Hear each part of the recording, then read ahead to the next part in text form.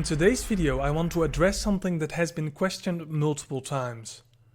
Which equipments are the best, especially for free to play? Now let's divide it into utility and battle equipment. And first I want to talk about all the utility equipments and then we look into war equipment. Other than that we will talk about the value of each equipment, and later on the war equipment we will also check which equipment is the best for free to play or the easiest to get. Now the game has several utility equipments, and with utility I mean it will bring a lot of enhancements to your city. The most obvious is the builder set and the Maester set. The builder set is ideal for constructing builders, but also for farm accounts or just to put on when you are not online, because it gives a lot of resource production. The builder set items are dropped by the Crownland Rioters and the Westerlands or Thieves. You can always check the reward calendar in the blacksmith when your favorite rebels appear and save your motivation items for the rebels that drop the equipment materials you need. However, you also want to try to avoid the bowman rebels a bit, as they are harder to kill since you cannot counter them. If you would like to boost your gold production as well, you could take some jewelry from the champion set. These will also add building speed and gold production. Many pieces of the Maester set also give gold production. The Maester set itself only consists out of 4 items, and they are a massive boost to not only your gold production but also your research speed and some defense. You can also wear this set, for example, when you go offline or you just need some extra gold. Don't forget that when starting a new research, you only have to put it on when you start the research. Once you have started the research, for example, you can equip the production set again.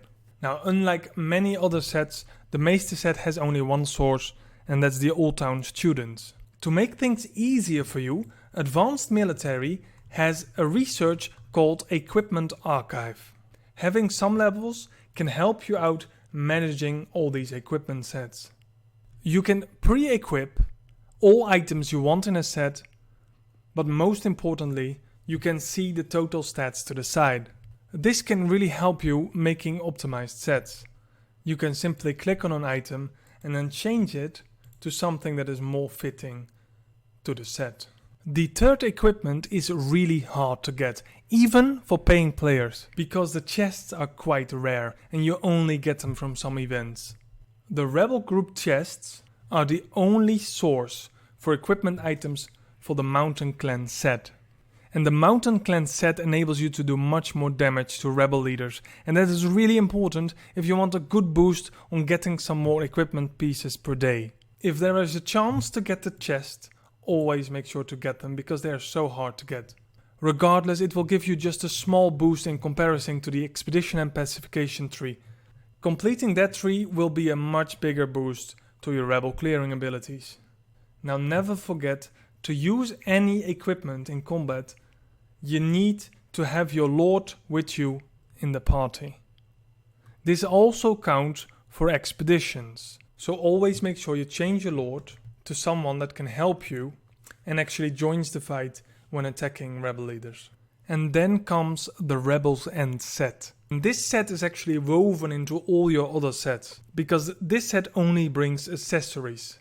And if your blacksmith is level 25, you can wear 3 of those. And this set is not overly hard to get to a decent grade, at least not in comparison, because they drop from rebel groups. Now of course you can just do rebel groups with the city affairs. This is actually the lazy thing to do, because trying for higher groups and more importantly trying to get elite groups will be much more rewarding. Not only for the gear you can have, but also for the troop appearance medals. It doesn't bring much for war gear, but for all the other utility gears they are absolutely essential. For war gear, however, it does not bring too much, but other than that it fits very well in every utility set. And talking about in-between gear, you have the champion set. Now this is the only set it's actually pretty easy to get to legendary. And easy because you just have to gather for it and make no effort, but not easy as in really fast in a very short time. And this gear is a perfect mix between utility and combat. For example, the Eye of Rilla is incredibly good for production and research, and the Heart of the Ocean is a perfect addition to the builder set. All other gear pieces bring 2 combat stats, including a very strong attack stat and a utility stat. This will be your first gear, and it will take a long time before you both replaced all the gear pieces or something can even beat the attack stats on that gear. Now let's not forget about the New Lord set, which is not free to play, as you need to make some first deposits to start getting the 3 pieces for this. It gives a bit of everything and probably beats other sets until they pass rare quality. If you have it until you have something better, it's a good little set to wear or to be combined with other sets. Last and probably least, you have the Gathering set called Huntsman set. And Gathering is very nice for when you send out your gatherers. However, that set is hard to get as you have to kill archer rebels for it. Therefore, if you can get something from another set at the same time, please don't go for the Huntsman set. And now it's time for the War set.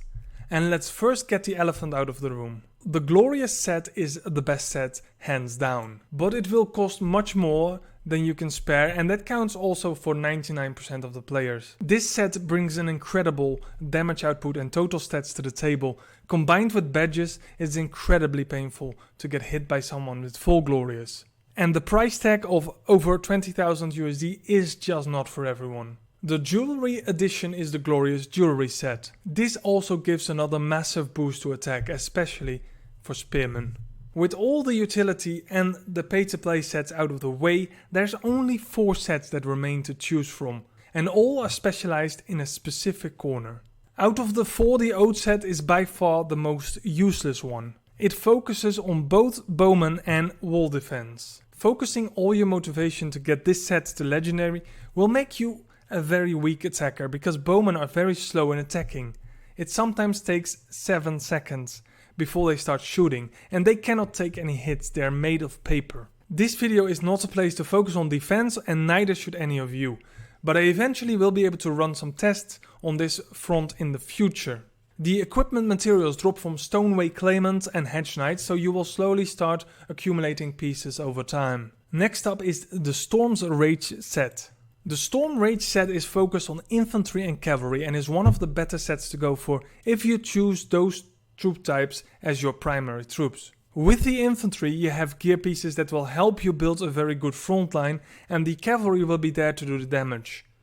Cavalry is ideal and also incredibly important in specific events. For example, if a rally leader only sends cavalry troops, your marching speed is doubled. This means you can hit objectives much faster in, for example, Alliance Conquest. Once the rally is created, the others can freely send any type of troops. This will not affect your rally speed because it's already set when you made the rally. However, if you only focus on spearmen or infantry and you have to send horses yourself, your army becomes a lot weaker already. The Frost set is focused on spearmen and cavalry. Now this is somewhat dangerous, making it not the best set in my eyes. Spearmen will be the better defense when it comes to frontline out of the 2. This is because infantry counters spearmen and spearmen counter cavalry. Infantry will do much less damage on your spearmen, mainly due to their very low base attack. However, when they attack you with spearmen and you'll be cavalry front, they will certainly shred through your cavalry front line without problems. Therefore, infantry or spearmen will be the best troops to put in front. Since it doesn't boost your infantry at all, which is definitely the best front line, also because cavalry have lower attack than spearmen, putting all your motivation and focus on that specific set does not feel like the best choice out of the 3. And then comes the Sunspear set, which is the best free-to-play set to focus on. And this is because several elements. Of course, as I mentioned earlier, spearmen have very high attack, higher than cavalry and much higher than infantry. However, their defense is exactly the same as cavalry. Having a strong front line made out of infantry can take a decent punch from cavalry, both because infantry has by far the highest defense and cavalry has relatively low attack. Also, putting a strong spear line behind your infantry will definitely shred their numbers and reduce their damage output even more as the battle progresses. Most high players love their cavalry and will attack with it because they are so fast. This makes an infantry spearman formation the best. Therefore, the Sunspear set is the go-to set for the free-to-play players. Equipment sets in general used to be the greatest asset of a player, But with the arrival of refinement, everyone can boost their attack much more than the glorious set ever could, making the glorious set much more balanced to counter now with, for example, a full Sunspear set and high attack refinements. Not to mention, by far most of your equipment stats come from badges. Start by equipping the champion set and slowly replace wherever possible by either Sunspear or Storm Rage. And in that, remember, attack applies to all troops, while defense and health only applies to the front line. Other than that, health is the far superior stat and defense is only good for infantry. Attack is also most important because everything is in percentages except the base stats of your troops. If you take these spearmen, their attack is 115. If I double that in percentage, it becomes 230. But if I double my defense, it only adds another 57, making it 114. So always focus on boosting the highest base stat of a troop, because that is where they will benefit the most of. And as you can see, even the defense of the infantry, which is the highest of all troops, is only 65. So another 100% will add just another 65 to its defense, rather than 97 for health. I hope this guide will help you gearing up your commander to its full potential. Please consider subscribing if you enjoy my guides. I made many over time. If you watch until the end, you will get a link to the guides and masterclass playlist. They will help you become the best player around. Drop a like and share anything useful you find with your alliance or your kingdom, so they learn to be the better players too. Thank you very much for watching.